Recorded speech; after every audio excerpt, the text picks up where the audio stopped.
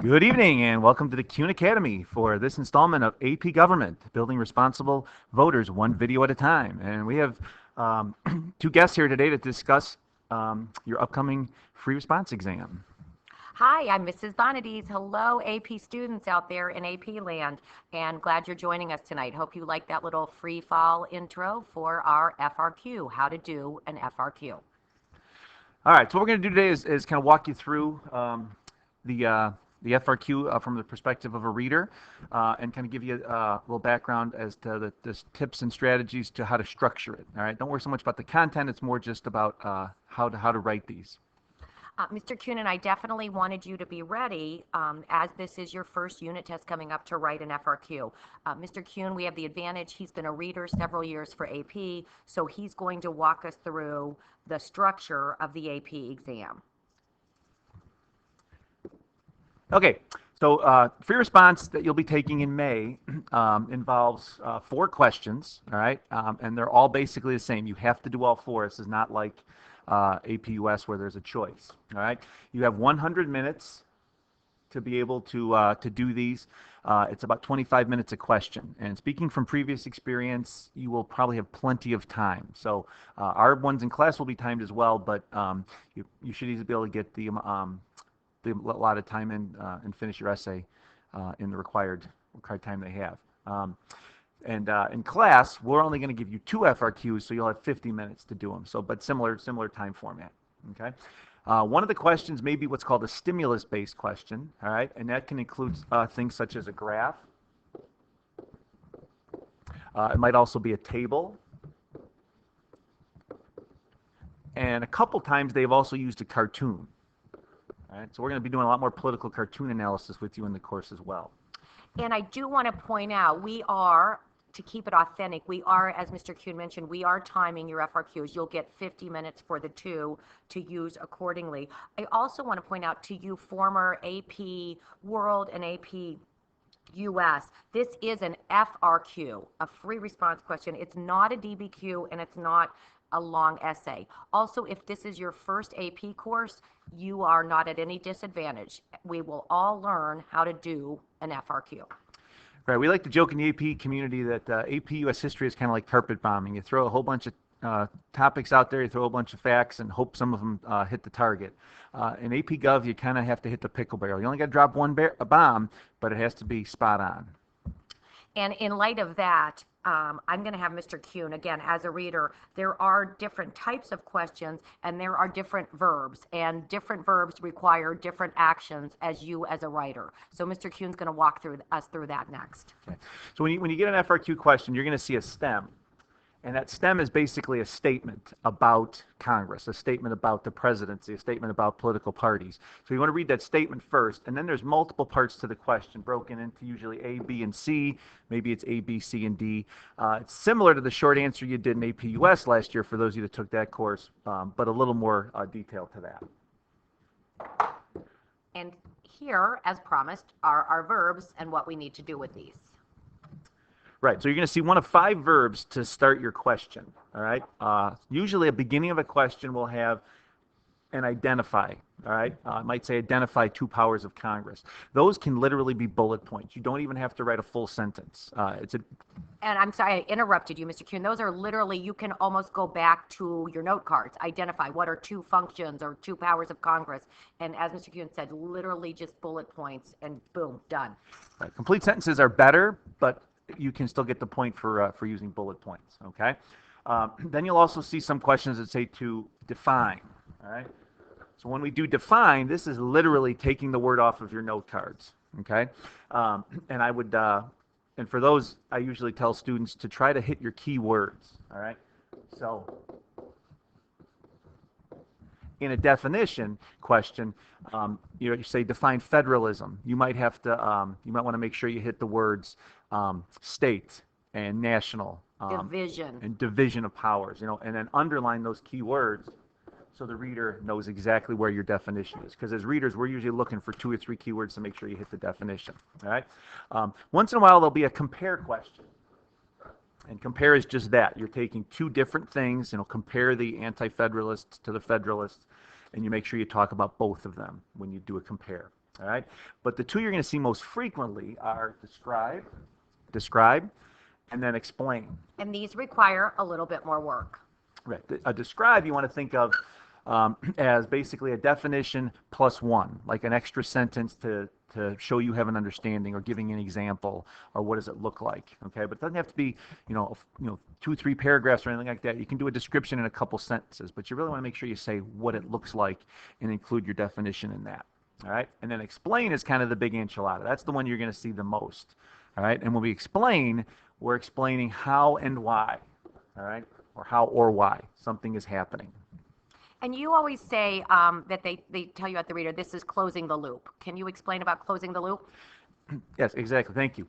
When we close the loop, you're basically taking the question. So the question, and we'll show you some examples here in a little bit, but the question might say, explain why minorities representation has increased in Congress. And you basically have to use that wording in your answer. Okay, so you're going to say, what so-and-so has happened, which therefore has increased minority representation in Congress. You want to make sure that that question is being answered. So in explain questions, you're going to see an example here in the next video that therefore is the key word you want to use to close that loop.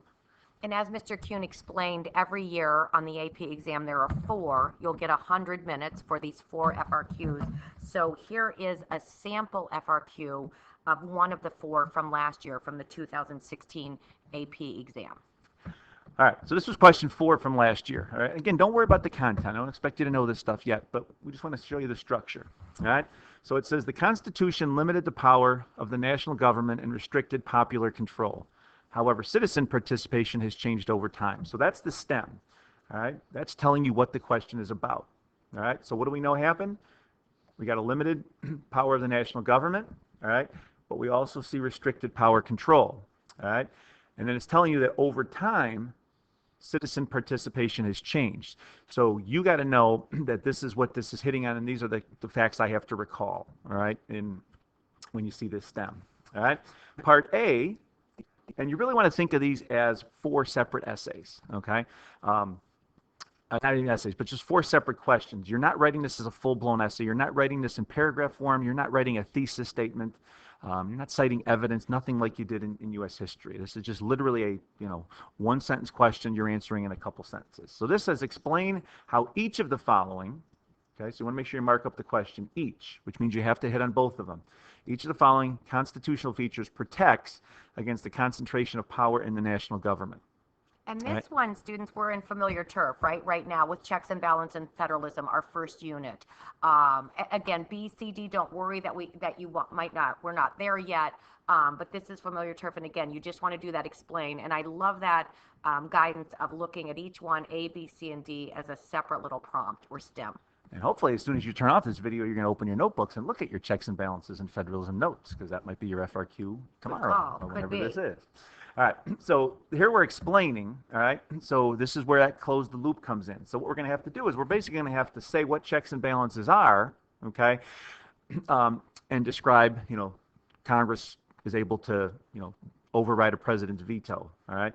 And after you give that answer, so there's your explanation, you have to follow that up with, therefore, this protects against the concentration of power in the national government, because you're closing the loop. You're giving, because kids have a tendency in these, and I've seen this over the years of being a reader, kids have a tendency to just define checks and balances, to define federalism. No, you have to explain to them how that protects against that concentration of power. So always end your explained sentences with the question being worded in the statement. Right? Yes, because you will lose the point. I mean, you would be correct if you said federalism is a division of power between the state and national government. That is the correct definition. You would not get credit for that because it's not an explanation of how it restricts popular control or limits the power of the government, national government. And another thing you want to keep in mind when you're writing these is the readers, they grade for 8 hours a day for 7 straight days. So they're going to read about 2,000 of these. You need yours to stand out and shine better than anybody else's. So that reader just looks at that like there's, lights beaming from the heaven on it. All right. So organization is really critical. Okay. So as I told you before, you're not writing a full-blown essay, so you want to write these as separate paragraphs. All right. So for A, you're really doing two things. So when you label it in your answer, and you'll see this on the next video, you want to label them A1, and then the next one be A2. So the reader knows that you're trying to address that specific part of the question. Make it real easy for them to find. Do not do checks and balances and then mid-sentence switch to federalism. You can do that. It's not going to harm you, but don't make the reader fish. Readers don't want to fish for your answers. Okay? There's the same thing. So B, explain how one of the following, so you got to read the question carefully, one of the following features of the Constitution limited the people's ability to influence the national government. So you pick one or the other, and you would label it B, all right, and then go ahead and give your explanation. And again, therefore, this limited the people's ability to influence the national government. Again, don't just tell us what the Electoral College is, because that word explain, that verb, explain how it limited the people's ability. All right, and then finally, you see a couple describe questions. So they're not looking for as much of an explanation. All right, there's not really much of a difference between describe and explain, but they basically just want you to give a description. So what does it look like?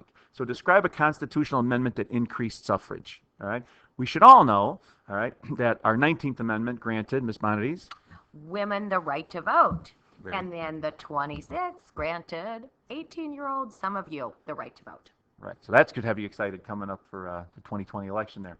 So for that one, you literally can say, you know, the 19th Amendment granted women the right to vote, which increased suffrage. You're done. You've given a description. You're adding women, you've increased suffrage. Okay. And then same thing here in D, choose one of them. So you would just label it with a D, all right, and then go ahead and use the word in your sentence. The Voting Rights Act did X, Y, and Z. Hopefully you remember that from U.S. history. And then say that had affected citizen participation. Now, this one you have to evaluate. Did it increase or decrease? That's for you to determine. In closing, Mr. Kuhn, can you summarize some of the things, again, that the students should actively be doing, and then if you could summarize a few of the things that they should perhaps avoid? Yeah, these are some tips from readers from this year's reading out in Salt Lake City. That kind of some things they saw in common mistakes. One is to use the exact language from the prompt of the question. And that goes along with what I said about the therefore. All right. So the exact language was in part A, explain how each of the following constitutional features protects against the concentration of power. So you want to use that word. This protects against the concentration of power in the national government. That guarantees that you've hit the question and that you have explained it. Okay. So try to use the exact language from the prompt whenever possible. All right. Another one, we're going to show you the next slide is going to be a chart question or a graph question. Try to use exact language from that too, all right? A lot of times in the stimulus questions, they'll ask you to describe, identify the trend in the graph or identify a pattern in the graph. Well, just take the actual numbers. Take the language right out of the graph and use that. You don't have to reinvent the wheel, all right? So pay particular attention to the titles of the charts and the graphs, all right? A big one, and this is one kids love to make.